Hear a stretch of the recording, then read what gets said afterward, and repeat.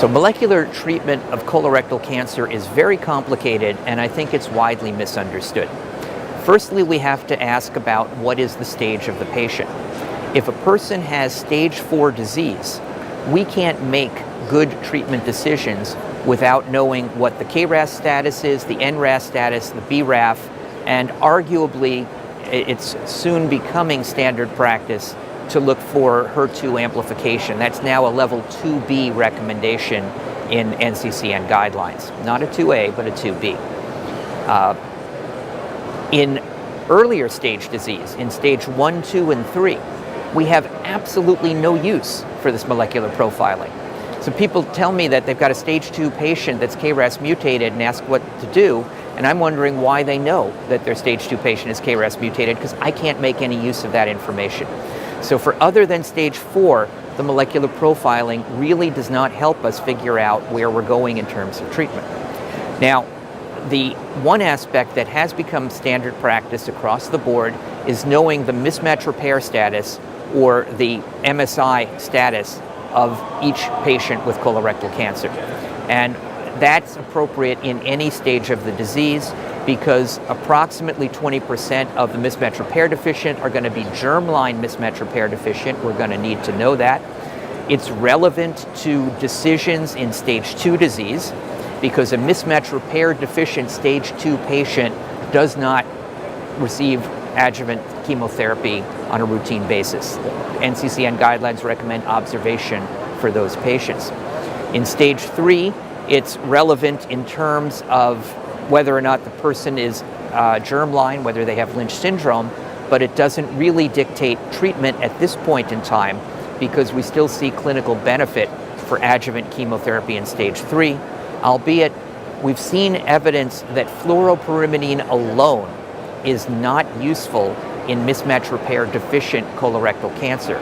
So if I had a stage 3 patient that could not tolerate an oxaliplatin-based treatment, that would be a situation where mismatch repair deficiency might lead me to decide not to treat the patient.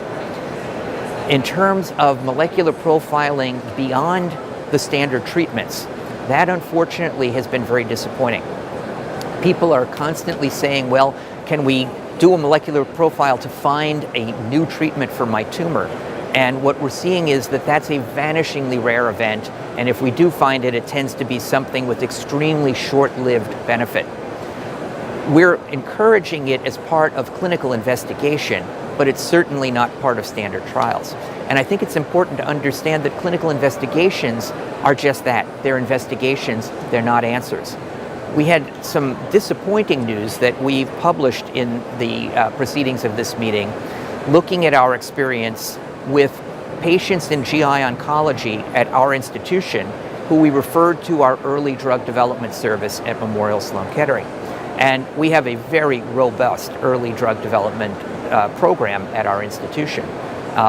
We've found, looking at the records, that we had referred 221 individuals.